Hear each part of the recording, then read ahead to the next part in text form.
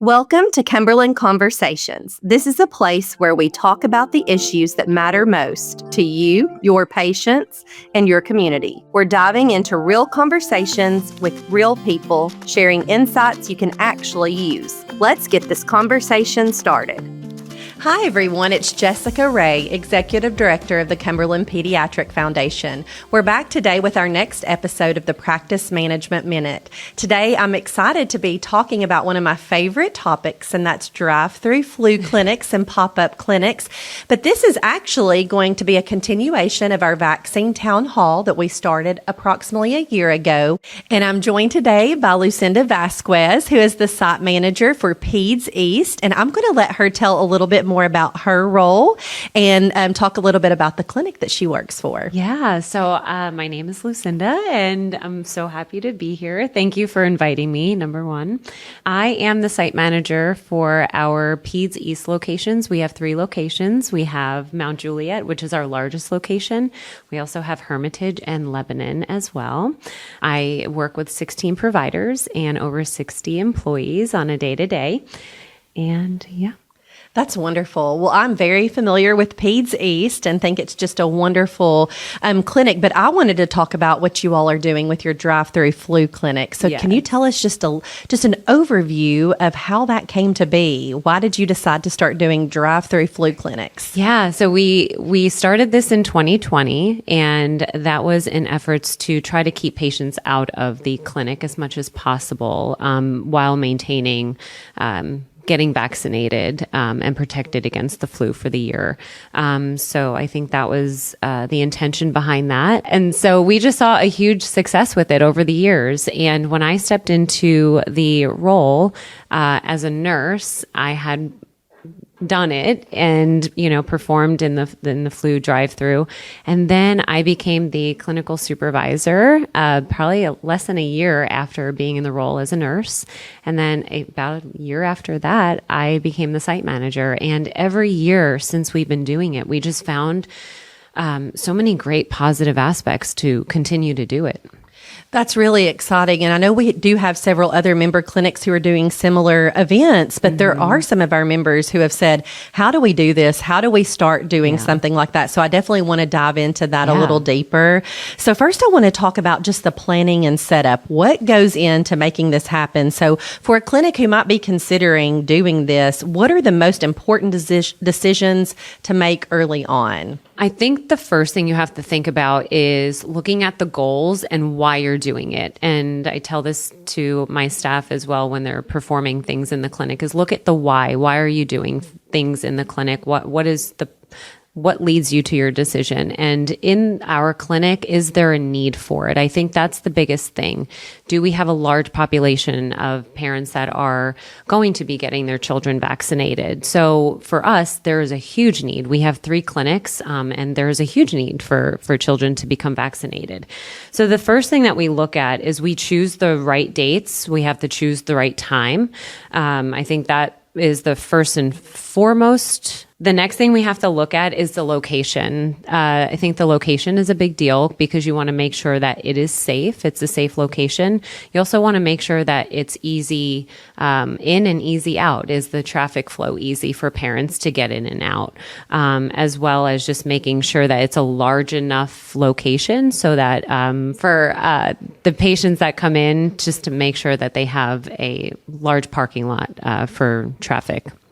I also think one of the most important things prior to getting any of the dates on the schedule is making sure that you're working with your rep. Whoever your rep is, you have to make sure that you have enough of the vaccine delivered to your location prior to those dates because you're also going to be giving flu vaccines in the clinic as well.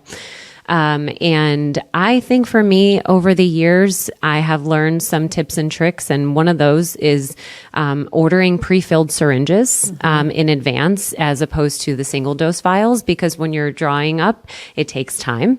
So if you have those pre-filled syringes, it's a lot less time to draw those up and get those prepared. Also, another thing that I learned coming into the manager role and being on the nursing side of it too, one of the most important things is making sure that your lot numbers are kind of the same.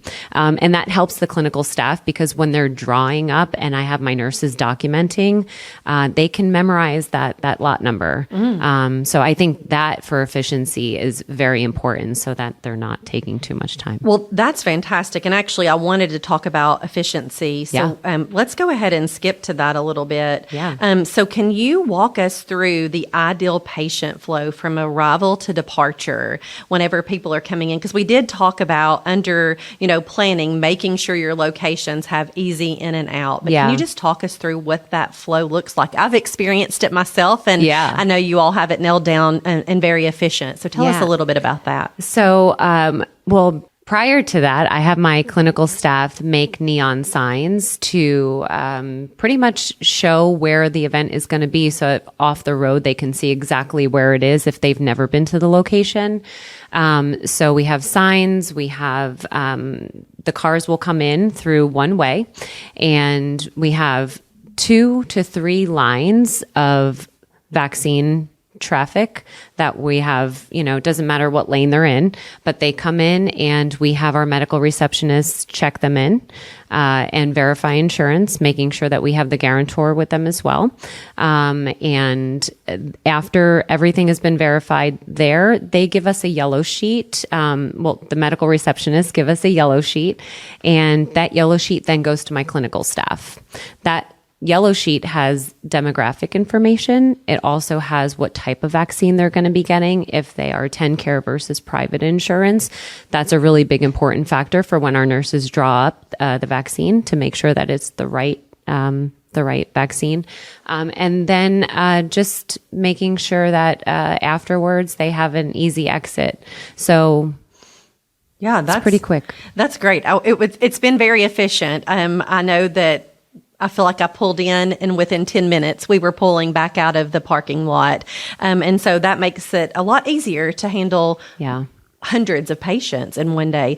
This is kind of, not in the line of questions I planned on asking, but what is the typical amount of patients that you do see in one of these drive-thru flu clinics? Yeah. So it's funny that you asked that because I was actually forecasting for the amount of vaccines that we had to order this year based on last year's numbers. And last year in our Lebanon location, for one date from 8 a.m. to 1 p.m., we had 291 vaccines that we gave. Wow. Yes. And in Mount Juliet, in one day, we had 430 vaccines that we gave that day. That's amazing. Yeah. So within 2 days, we gave a total of 721 vaccines.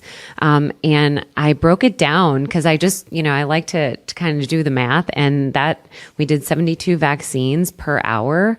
Because if we added up both hours, we did 10 hours of work time, and that's about 72 vaccines per hour and about 6 vaccines per 5 minutes. So our staff were very efficient, very busy. That's amazing. Very safe. I think that's a very big important, that's one of our most important factors is maintaining patient safety during all of this because it's a quick process. It is a very quick process. What are some of the protections that you put in place to maintain safety? Yeah, one of the biggest things is making sure that your staff are comfortable doing a model like this, because some staff will clearly communicate to me that they do not feel comfortable. And in my setting as a manager, I communicate sometimes a little bit too much to my staff because I do need to know, do you feel comfortable? We also have Saturday vaccine clinic that runs during those hours too. So if somebody doesn't feel comfortable, but they're on the schedule, I can swap, a nurse for who's working the floor versus who wants to work in the vaccine clinic. So that is one of the most important things. Making sure, I think, that the parents have a conversation with the kiddos that can understand that they're going to get a vaccine, because them just showing up to our clinic and seeing a needle reaching into the car could be a little bit scary. So the parents do such a great job with that. I've noticed that, they do communicate with the patients prior to. And obviously PPE, our nurses wear PPE with every single patient. And I am on site for all of these dates throughout the whole time, just to make sure that if there is a patient that is screaming or crying or really just not prepared to get it that day, I will call it off and just make sure that, both the patient is safe as well as my clinical staff, because the last thing we need is, for something to happen to the patient or the staff. We allow the parents to jump in and kind of, help hold, but we don't rely on the parents because it's not their job. And they're also, trying to maintain maybe a car full of other children. So I've experienced it myself, and I love your point about, kind of coaching the parents to prepare their children for this. My son, I believe, was 3 or 4 when we went through the drive-thru flu clinic the last time, and it was extremely efficient, but I had prepared him and told him what was going to happen, and there were no tears. He sat still. I wasn't having to hold him. I will say nurses have some very strategic holding processes in the car. I was very, very impressed with that when we were there, but I think it's so important to speak to the safety. But I did want to go back to the efficiency because, again, I think that is so important. And we were talking about with the efficiency, having come from clinic operations previously, I know how important those time slots are in clinic. So I did want to talk about, how do you all pair this? Because obviously you didn't vaccinate every single patient at your drive-thru flu clinic, although you knocked out a very large amount of those. But how do you handle that along with just your regular in-house, vaccinations for appointments? And you mentioned your Saturday clinics, but in addition to that. Well, the goal for this whole flu drive-through was to improve accessibility for patients, for clinical staff, for providers, and especially keeping in mind that during sick season, you could see many different other things besides the flu. Those spots are going to get taken up pretty quickly, as well as having just a well visit on the schedule for a patient to be seen by a provider. So we really wanted to knock out as many vaccines as we could, as well as just making it easy for the parent that they didn't have to take their kiddo out of a car seat, come up the stairs, and have to wait for an injection. We do have nurse visit only appointments that allow for this to take place if they didn't make it to the flu drive-through. But it really knocks out the need for the nurses to step away from their regular day to, administer the flu vaccine. But in addition, yes, we have the flu vaccine nurse visit only option. We also pair it with the well visits, and we also had a flu clinic that we offer on. We did it last year. We don't know if we're going to do it this year, just because there wasn't a need for it on Wednesdays and Fridays. So we allow a certain amount of time for patients to come in, and we call it the flu clinic. They come into our Mount Juliet location, and we have a nurse available for 4 hours throughout the day. That's amazing. Yeah. We alluded to staffing, and you were talking about staff who may be comfortable in this model. And there's always those who are, able to work more efficiently or quickly. And again, just don't mind giving vaccinations. Yeah. I've worked with some nurses that, are always a little hesitant, especially with some of the littles. But will you tell me a little bit about how you prepare your staffing model for an event like this? Yeah. So the staffing model is probably one of the most important, because you want to make sure that you have enough staff, but not that you're overstaffed, because again, it has to be a very strategic operational model. So for us, we have 2 to 3 medical receptionists, just to be ready, prepared for the cars coming in. And we have 2 lanes normally, and 1 receptionist per lane, where they identify the insurance and the guarantor. And then we have a runner if needed for those yellow sheets. If there's a yellow sheet backed up, we have the medical receptionist runner to, transfer those yellow sheets between the medical receptionist and then the clinical staff for the next step. So then I have about 2 to 3 nurses who are documenting the vaccines. We work very closely with IT to make sure that we have our hotspots available, because again, this is outside of the clinic. So we have to make sure that we have connection to our database. Yeah, great thought. So yeah, that is a very, Very important important. thing because we do everything in real time. So making sure that the hotspot's set up, 2 to 3 nurses documenting, they just sit down the entire time and document these flu vaccines given.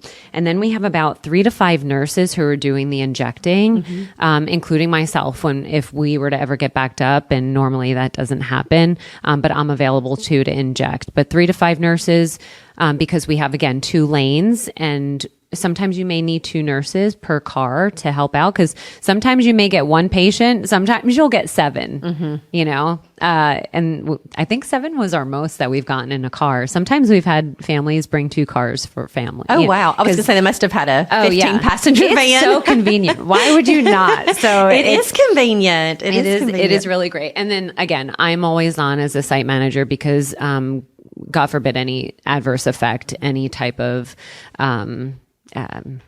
issue that anaphylaxis you needed me or anything. Yes. And thankfully we have not had to, deal with that. But, and I make it fun because, when they're doing the hard stuff, I try to keep the parent busy, and ask the parent questions, as well as asking, maybe the second one who's about to get their flu vaccine, a question about their sports. Sometimes they're in uniforms going somewhere else afterwards. So I'll try to keep them distracted. So I just try to do that as well. And then, That's very smart. And you alluded to the fact when you have to jump in because you might get a little behind. Yeah. So tell me, what are some things that sometimes can cause delays or make things slow down? And along those lines, let's also talk about how do you prepare for unexpected challenges like the weather and things along those lines. If you kind of want to touch on both of those together. So for one of the challenges that we may face is when, if somebody's not on the schedule, and if they're not on the schedule, we know that we can add them fairly quickly. We just have a blank yellow sheet that we have them fill out, and we get them on the schedule right away. And maybe another challenge that we face, and, this happens every year as well, is you have an unconsolable child that is just not ready for the vaccine, and knowing when to say it's not a safe environment. So sometimes we spend a lot of time with someone who's visibly upset in the car, and we give it a lot of time until we make that executive decision, and that's when I jump in. But just maintaining patient safety is the most important. So if I need to call it off for that moment, we may just have them come into the clinic at a later date. And then you face the weather, you face heat challenges, you also face the rain challenges, and we come up with a plan. We do have tents that we have our staff under, especially for the computer system. We have them covered, as well as our medical receptionists. You have to also prepare for things like wind. That was learned through trial and error. Just making sure you have paperweights, as simple as, paper clips to keep everything together, baskets underneath your chairs just to make sure you have somewhere to put your papers that you had just documented on. And just being fully prepared office-wise, whether it's extra pens, extra paper, extra bins, extra paper clips, extra weight holders, extra stickers for the patients that don't want, a sucker. So this is how we address some of the challenges, and we make it work. Well, that's great. And you mentioned one of the most favorite things of all kiddos when they visit the doctor's office. We obviously have stickers, but also you mentioned suckers. But what other treats or positive reinforcement items do you have for the kiddos that are coming through for the drive-thru flu clinics? Because I know that you'll have some great things. Yes. And last year we trialed this. We had an ice cream truck last year, and we also had a snow cone truck. Both were so successful. We actually sold out of the ice cream in the ice cream truck. And they had to leave. They had to leave a little bit earlier than expected, but it was so great. And the kiddos loved it. We did get consent from the parents to take pictures of some of the kiddos who were enjoying the ice cream. And this year we have an Italian ice truck that comes with all the toppings, and including floats and whipped cream and ice cream and all the fun stuff. So we're doing it again this year.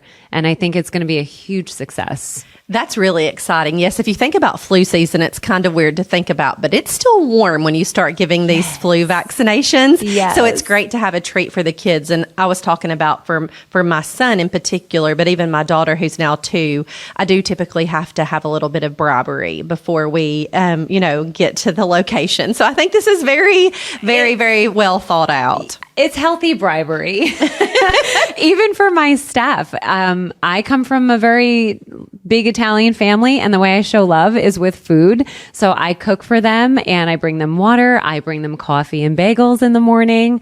I bring them pizza in the afternoon. So I feed them because it makes them want to work a little bit harder. And it is hot outside too. I mean, we work long hours. So just to reward them, because I think that's one of the most important things too, is just to show the appreciation to the families and our staff as well. I love that. You have to take care of them. I've always said my giving love language is absolutely food. Yeah. So I've always used that and love to partake myself. So I think that's very well thought out. Yeah. So one thing from a logistical standpoint, being outside of the clinic, I've been involved in this from the operation side, but not the nurse and vaccine storage side. So tell me a little bit about how you keep the vaccines out at an event like this, and how do you prepare for the storage of those?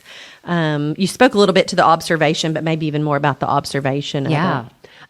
So we were also talking about that during these months, it could be hot. So we have to make sure that the vaccines maintain proper temperature throughout the entire time of us giving the vaccines. And we run this clinic from 8 a.m. to 1 p.m.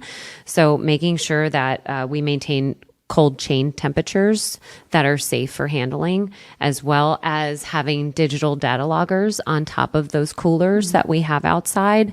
A big part of my job is being a runner. As a manager, I have to keep observation on the vaccines and not having too much on hand at any given time. So I do run upstairs, grab those vaccines from the refrigerator and bringing them back downstairs into the coolers. And another big part of that piece is documentation and those crates that we do have underneath the table, that they are HIPAA compliant, that they are not just papers that anybody can touch, that our clinical staff has a handle on once they put those lot numbers on there. I do grab those papers and I securely hold them and file them away as needed. So HIPAA compliance is a very big part of that, as well as maintaining proper documentation. That's excellent. And you all are documenting real time into the EMR too, as you mentioned. So that's great. So this is just a good backup to help with the flow. Yes. That's wonderful. I think that's so smart. And it just helps give everybody an idea of how they can bring the clinic life out into a parking lot or outside to make this so much more effective. Yes, for sure. And it's creative and fun. The one thing I wanted to go back and touch on actually begins before people even show up for the flu clinic. So how do you notify people that you're doing this, and how do you get them to register to come? Just tell me a little bit about that. Yeah.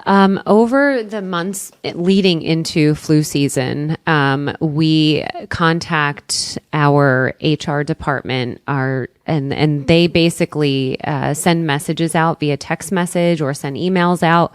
We do a really great job with posting beautiful flyers throughout the clinic, just to let the parents know who's in for a well visit. Let's just say that, hey, we're also running the flu drive-thru on these dates. We also have social media. You have to do everything through social media nowadays. I feel like that is the biggest outreach that we have on our platform. We have a Facebook page, and we also have a new Instagram page that we opened up probably about 2 weeks ago. So that's exciting. And so we do a really good job with social media.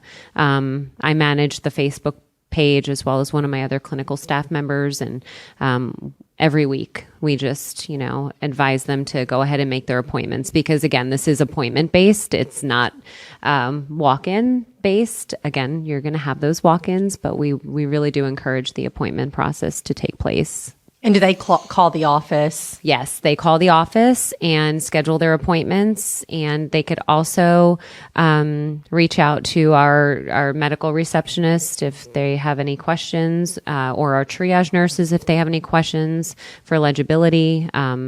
because some new patients that do receive it need a 2-dose vaccine if it's their first vaccine. So just answering those questions and being available is important. That's wonderful. Well, as we wrap up this conversation, I could talk about this topic for hours on end. It is something I'm extremely passionate about. But I wanted to just ask you again, if there is a clinic that is wanting to get started this coming fall, what are some things that you would suggest that they, once they're listening to us on the podcast, where should they start? What's the first thing they should do? Yeah, I think knowing why they're doing it, if there's a need for it, staffing is very important, making sure you have enough staff, and as well as forecasting your vaccines, because I think with this model, you do look at how many vaccines you do give for the vaccine drive-through, but you also have to have that stash on the back end for the patients that are coming into the clinic as well.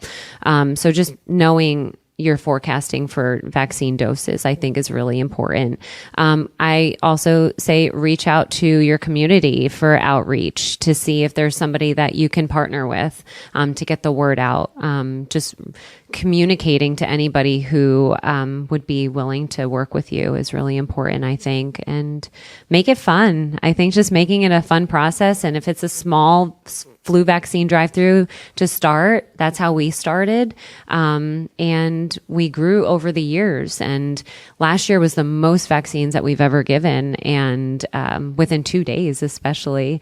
And we just expect it to increase every year. But as long as we're working throughout the years and learning from our mistakes and learning to see what could be better done the year after, that's how we do. But I just say, get out in the community and get the word out is the most important. So I love that.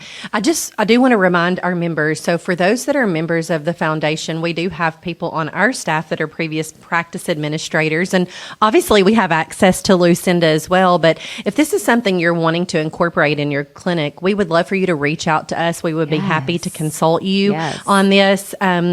It's all free of charge. It's part of your membership. And, the pediatric community is, it's a family. We are all here to serve the patients. And so, we've already talked about her sending me some pictures and graphics of how they make this happen that she's willing to share, and I think that's so important that we all collaborate just to make sure the children are best taken care of. So before we wrap up, I just had one last question. What is just the one key takeaway that you would want listeners to remember about what we've discussed today? I know it's not a traditional model to have a nurse come into a car and administer a flu vaccine, but just know that it is a safe model. It is an effective model. And once the parents do it once, they want to do it over and over and over again, to the point that every year we get parents asking, can you give me my flu vaccine? So giving it a chance. And it's not a traditional model, but it's a great model and very effective. Well, Lucinda, this has been, one, so much fun, but two, so informative. What you all are doing is amazing. Thank you. I think the impact to your patients and the families and their overall health and protection through sick season is just wonderful. I'm grateful for your time. I know it's very difficult to step away from the clinic, but we value your all's partnership and participation in what we do. And just thank you for sharing your knowledge and experience that you've had. This has been great. I seriously could talk about it forever. So again, thank you for joining us for today's episode of Practice Management Minute. We hope you'll join us again. Thank you. Thank you for joining Cumberland Conversations. We're proud to support the people who care for Tennessee's children. Don't forget to subscribe so you never miss an episode, and stay connected with CPF for more tools, trainings, and community updates. Until next time, take care.